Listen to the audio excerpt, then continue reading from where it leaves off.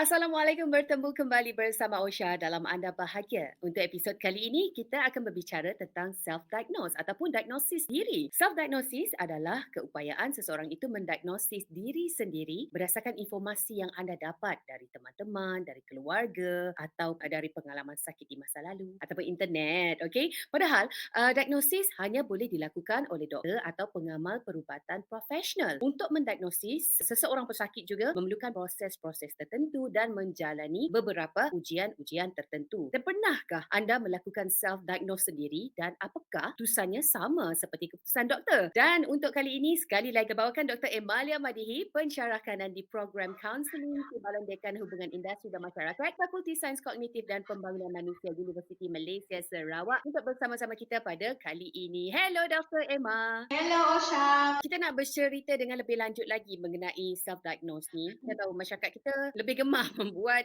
diagnosis sendiri. Kalau tak silap saya pada tahun 2013, saya ada baca satu artikel ni yang mana ada satu kajian pada tahun 2013 mendapati bahawa ada di antara mereka yang mencari maklumat yang berkaitan dengan keadaan kesihatan mereka hanya separuh daripada mereka yang benar-benar berunding dengan doktor. Jadi kita nak doktor jelaskan dengan lebih terperinci lagi kepada penonton-penonton kita yang sedang menonton kita sekarang ini berkenaan dengan self-diagnose dengan lebih jelas. Self-diagnosis ataupun diagnosekan diri adalah satu proses diagnose ataupun kenal pasti simptom-simptom tanda-tanda sesuatu penyakit yang dia baca, yang dia dari doktor Google kan. Dia baca, ada ni, okey, saya ada penyakit ini. Which is itu yang kita katakanlah sebagai self-diagnosis self-diagnose. Which is sesuatu yang kita tidak patut buat sebenarnya, Osha. Kita patutnya bertanya dengan pakar. It's very good kalau kita aware, kita tahu dan kita mempunyai tanda yang abnormal terhadap diri sendiri dan kita nak berubat, kita perlu tanya pakar. Sebab saya pun percaya kalau kita mendiagnosis diri sendiri, kita masih lagi merasakan kurang jelas, macam tergantung sahaja maklumat tu dan benda tu keep on going on and on and on. Kita menjadi tertanya-tanya, betul ke aku sakit ni, betul ke ini ada simptom-simptomnya. Jadi kita tak ada kepastian dan sebaik-baiknya kita tanyalah kepada mereka yang pakar. Jadi doktor, bagaimana pula dengan punca-punca kenapa orang suka melakukan self-diagnose ni? Okey, punca self-diagnose ini salah satunya adalah mungkin individu tersebut takut untuk berjumpa dengan pakar. Okey, mereka takut hendak mendengar ataupun mengetahui ujian-ujian perubatan yang telah mereka buatkan. It's not easy untuk mendengar sesuatu yang negatif ataupun yang positif. Kalau yang ujian perubatan ni selalu kita dengar positif. Kalau positif kita takut, what should we do next kan? Jadi rasanya pada pada hari ini, kalau boleh kalau ada penonton-penonton di luar sana yang sering membuat self-diagnose ke atas dirinya sendiri, membaca buku medical dictionaries ke ataupun buku-buku perubatan internet contohnya, ataupun melihat tanda-tanda yang pernah dialami oleh ahli keluarga dan terus labelkan dirinya sakit, itu perlu dibuang. Maksudnya perlu dimasukkan. Jangan buat macam tu. It's not fair. Tidak ada kepada diri sendiri. Mungkin tanda-tanda itu hanya yang tidak seperti yang disangkakan. Jadi kalau kita asyik membuat self-diagnose ini, kita takut nak berjumpa dengan doktor, kita takut penyakit yang kita alami itu lebih meleret-leret ataupun lebih teruk. Jadi kita sepatutnya pada hari inilah, pagi ini, kalau rasanya dah okey, malam tadi sakit kepala, batuk-batuk, demam, tapi kita tak tahu demam apa. Jadi sekarang kan dengan keadaan pandemik sekarang ini, dengan apa yang demam dengginya sekarang ini, kita perlu tahu doktor lebih arif yang boleh membantu kita menjelaskan simptom-simptom ini, apa dia, ubat-ubat apa untuk ini, contohlah. Jadi kita perlu ubah cara kita berfikiran. Self-diagnosis itu tidak sihat, tidak bagus sebenarnya. Kadang-kadang mungkin kita lebih terlalu suka nak assume sesuatu benda tu. Kan, jadi benda tu menjadikan salah satu punca kenapa kita buat self-diagnose. Sebagai contohnya, saya sakit dada, terus sakit jantung. Padahal mungkin hanya muscle pain ke, apa ke, kan? Ya. Mungkin stres, kan? Baik, kepada penonton kami yang sedang menyaksikan Anda Bahagia, apa kata anda emailkan kepada kami sebarang pertanyaan ataupun ingin bercakap sendiri dengan Dr. Emalia, silakan. emailkan kepada kami di bahagia@tvstv.my sekarang ya. Dan kita akan berhenti rehat seketika dan kembali lagi selepas ini. Stay tune. Anda kembali lagi menyaksikan Anda Bahagia bersama saya, host anda hari ini. Saya Osha Basri bersama dengan Dr. Imalia Madihi. Okey, hari ini kita bercakap tentang self-diagnose. Ada yang menghubungi kami melalui email bahagia@tvstv.my dan di talian kita dah ada pemanggil dari Pujut Miri. Hello Rashida. Hello Osha, hello Dr. Amelia. Saya Rashidah dari Pujut Miri. Saya adalah seorang pesakit kanser. Tapi kanser saya ni dah cure, kira dah pulih. Tapi dalam masa beberapa bulan ni, saya rasa macam simptom-simptom kanser tu kembali balik. Tapi saya tak nak jumpa dengan doktor. Okey ke doktor kalau saya tak pergi klinik berjumpa? Okay, terima kasih Puan Rashidah dari Pujut ya, Miri ya.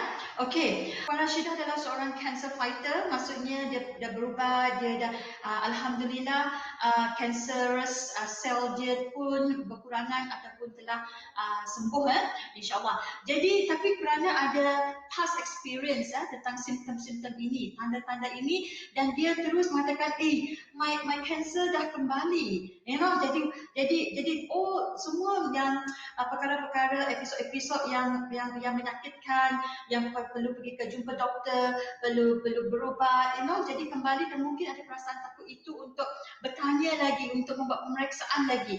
Rasanya untuk jawab soalan Puan Rashidah tadi, tak apa ke doktor, tak boleh kena jumpa dengan doktor. Kena tanya dengan pakar berkenaan dengan medical, diri sendiri dulu, kesihatan diri. Paling penting sebab cancerous cell ini hanya dapat diuji dengan ujian-ujian yang sepatutnya kan. Jadi rasanya Puan Rashidah dan penonton di sana jangan takut. Memang kita takut kan, it's a very normal untuk kita takut, perasaan itu ada. Tetapi kita kena beranikan diri untuk berjumpa dengan pakar, untuk bertanya, untuk membuat ujian-ujian supaya kita pasti. Jadi bila kita pasti, hidup kita pun tidak hidup dalam ketidakpastian. Hidup dalam ketidakpastian ini sangat memenatkan lah Osha kan, uncertainty kan. Jadi bila banyak sangat uncertainty in life, dia akan mengganggu kita berfikir, dia akan mengganggu cara kita beremosi, cara kita bersosial, semuanya tidak pasti. Jadi bila dah pasti doktor pakar akan memberi solution penyelesaiannya yang sangat yang sepatutnya lah kepada pesakit. Macam tu. Perlu jumpa doktor ya Puan Rashidah, insya-Allah. Okey, nampak gayanya kita ada lagi pemanggil yang bersedia di talian. Kepada anda yang lain, anda boleh hubungi kami di email bahagia@tvstv.my. Okey, kita ada siapa di talian ya?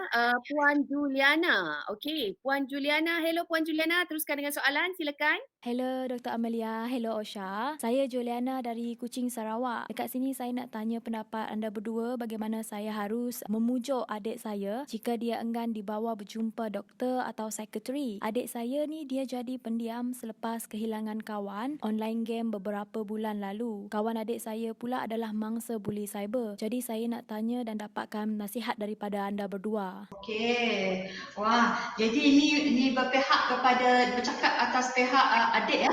So jadi mungkin saya berapa jelas dengan cerita dia. Kita ada berapa dua situasi kat sini lah kemungkinan ya. Satunya si kakak self-diagnose kepada adik.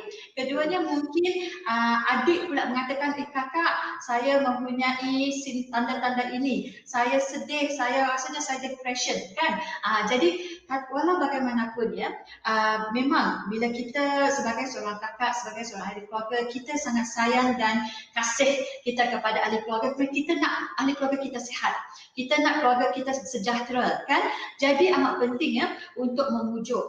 Jadi tadi saya mention it's very important to seek for the professional one. Pujuklah adik, hati ke hati, bincang dahulu apa yang menyebabkan dia susah hati, kenapa dia susah nak jumpa doktor, apa yang menyebabkan dia tak nak jumpa doktor, and then talk about it first. Okay, jadi berkenaan dengan dia adik juga adalah seorang mangsa buli cyber. Ini satu isu yang berat ya. Sebab bila perkataan bully itu, sepatutnya kita mengambil tindakan. Kita boleh mengambil tindakan dan kita boleh melaporkan kepada pihak polis. Itu yang kita boleh buat sebagai ahli keluarga. Jadi jangan takut dengan melakukan satu tindakan.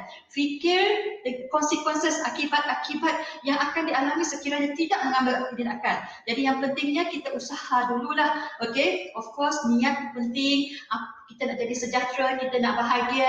Jadi kita perlu buat sesuatu pada hari ini. Jangan tangguh-tangguh. Sebab kalau kita memberi sifat menangguh-nangguh, inilah yang menyebabkan kita tidak bahagia.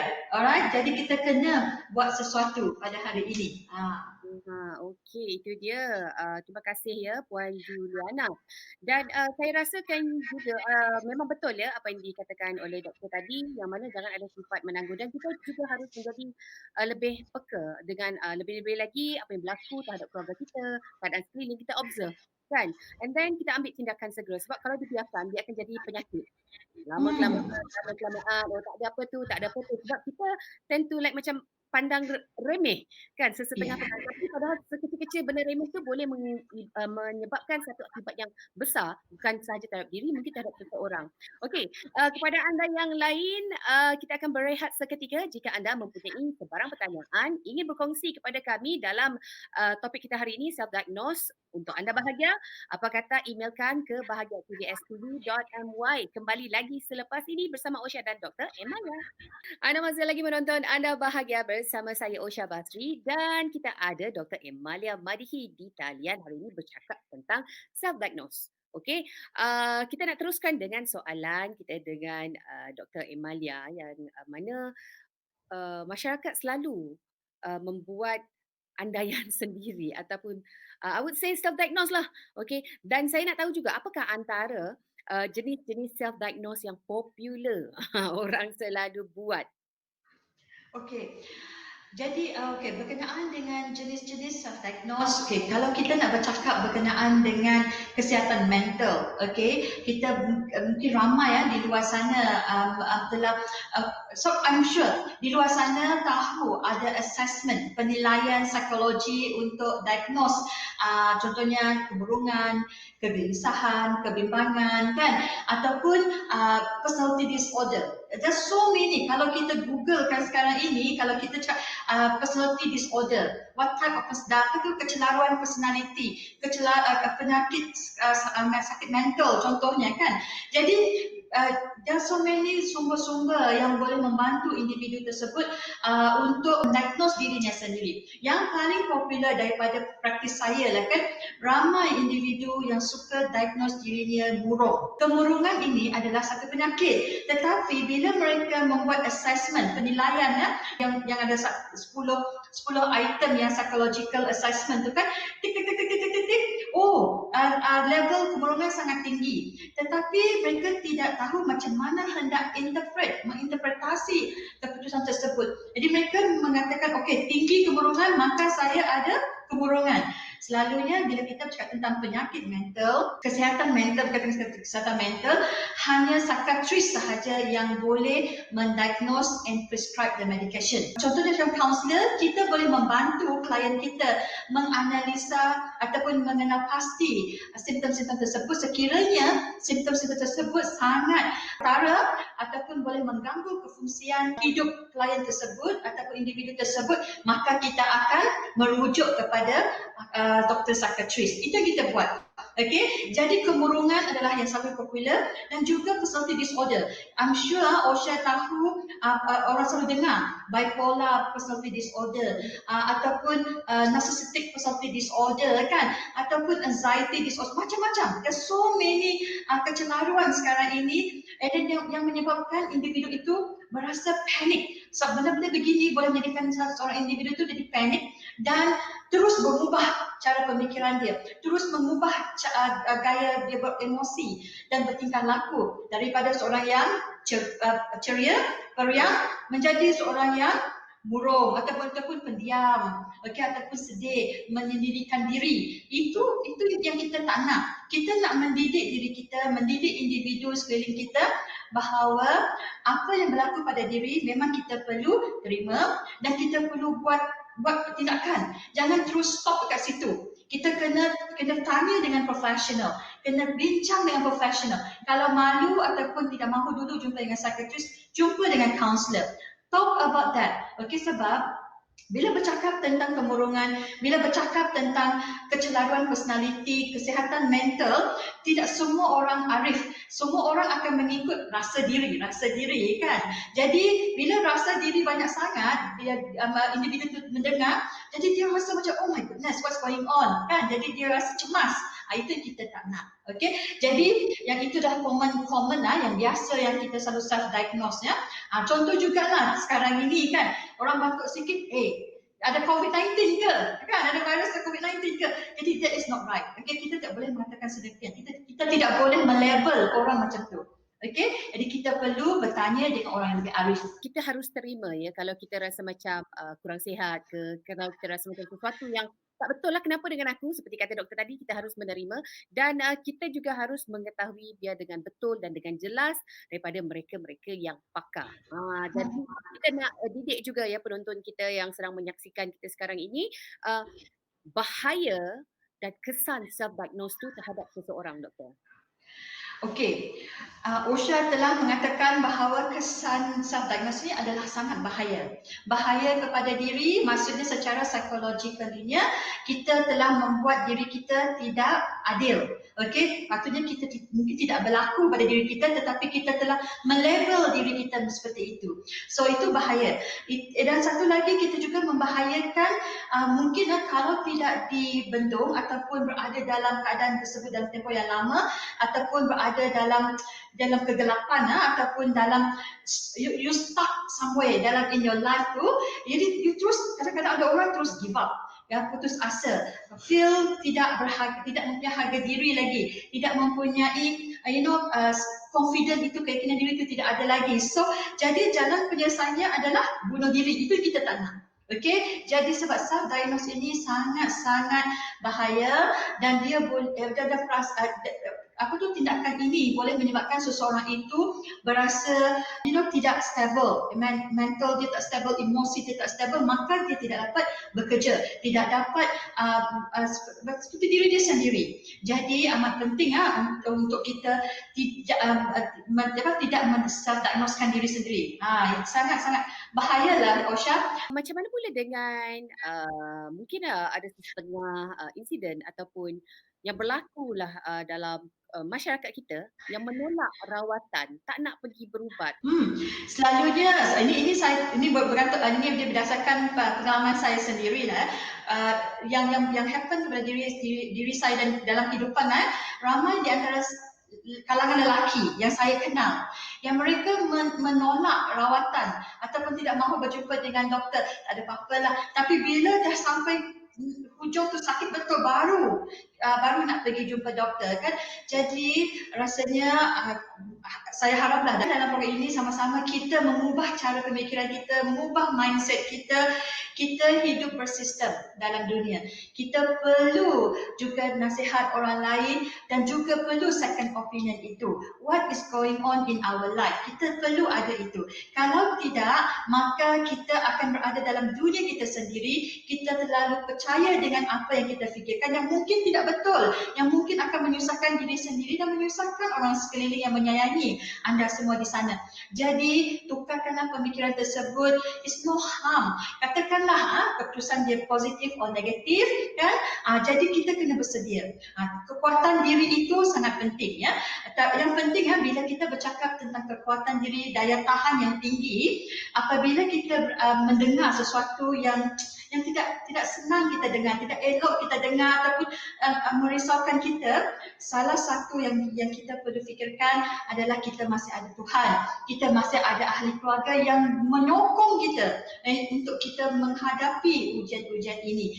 Dan saya juga percaya yang saya selalu pernah juga terbaca ya, kalau kita sentiasa berfikiran positif, kita boleh membunuh benda-benda yang negatif yang bermain dalam fikiran kita. So kita always think positif. Kalau benda-benda baik yang kita fikirkan, sentiasa fikirkan, benda yang baik juga datang kepada kita. Kalau kita sentiasa fikirkan benda yang negatif, benda yang negatif juga mungkin kita akan menarik benda-benda negatif tu datang pada kita. I would say something like law of attraction. Mungkin doktor boleh komen sedikit. Boleh, yes betul Osha. Bila kita berfikir memberi positif, tenaga yang positif kepada diri sendiri terlebih dahulu dan juga because bila kepada diri sendiri, orang lain di luar sana di sekeliling kita dapat merasa positif, tenaga yang positif yang kita bagi itu, dan sudah pastinya tenaga ini akan transfer, akan pindahkan kepada orang di sekeliling kita. Contohnya Osha, pada hari ini ke dalam program ini kita dua selalu senyum. Bila kita senyum itu adalah salah satu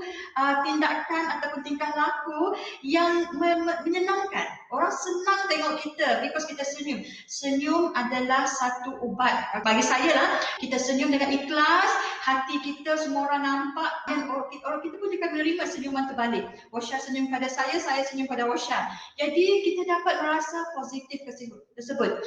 Saya juga ingin menekankan, bila kita memberi tenaga yang positif, kita cuba untuk merasakan diri kita nak buat diri kita positif itu, oksitosin. I think saya pernah bincang tentang hormon oksitosin ni, hormon kegembiraan. Kan? Hormon kegembiraan inilah yang akan membantu kita. Kita sebenarnya Osha, kalau Osha nak tahu, senyuman ni dia boleh jadi ikhlas dan tak ikhlas. Yang tak ikhlas pun dia boleh membantu spark the hormon oksitosin itu untuk dicetuskan supaya kita feel good. Kalau kita rasa sedih, tiba-tiba kita rasa sedih, satu hari kita rasa sedih, cuba senyum walaupun tak ikhlas. Senyum pada diri, dia akan automatically, otak akan menerima maklumat tersebut, keluar hormon oksitosin, kita akan rasa tenang. Bila tenang, orang lain pun senang dengan kita, senang bercakap dengan kita. Kita pun akan jadi waras. Maksud waras di sini adalah bila kita tenang, kita dapat bercakap apa yang sebenarnya terbuku di hati, apa yang merisaukan sebenarnya, sehingga kita self-diagnose kita sendiri. Naklah mungkin kita turun ke pejabat, ke sekolah ataupun ke kelas ke kan, muka ketat aja. Jadi orang takut nak bercakap dengan kita dan kita terus tak ada kawan, cuma orang lari. Bila kita diagnose diri sendiri, kita jadi seorang yang murung, kita jadi stres, kita boleh jadi depressed. Benda-benda yang negatif je lah. Okey, doktor.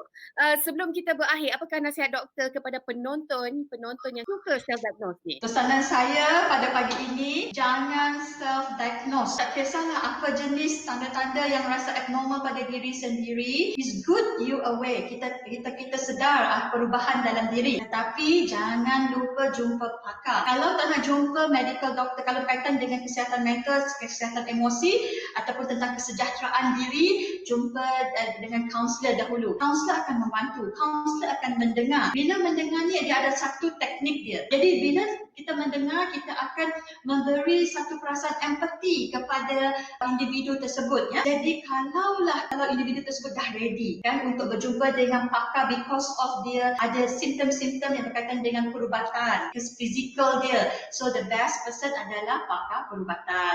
Kalau berkaitan dengan otak ke apa kan, sebab kadang-kadang kita perlu juga ubat. Ubat ini boleh jadi yang kita selalu makan. Itulah kan maybe prescribed by the doctor lah. Ataupun juga kita boleh buat alternatif medicine. Jumpa pakar. Cari pakar yang berlesen. Jangan cari pakar yang tidak berlesen. Sebab takut nanti lesen pun kita cari tengok. Sekarang ni pandai banyak sangat isu-isu lesen palsu kan. Jadi kena berhati-hati. Kita ada kebijaksanaan kita cari yang pakar yang berlesen, yang betul ya. Jangan kita buat sebarang-barang lah Osha. Nampak gayanya sekian sahaja daripada kami untuk kali ini dalam Anda Bahagia. Jika anda ingin kami bangkitkan isu-isu lain, apa kata emailkan sahaja di bahagia@tvstv.my. Semoga anda mendapat segala manfaat dan juga informasi daripada perkongsian kita pada hari ini. Okey, jumpa lagi pada lain hari, lain waktu di episod yang akan datang. Sekian sahaja daripada saya Osha Basri dan Dr. Emalia Madihi. Jumpa lagi.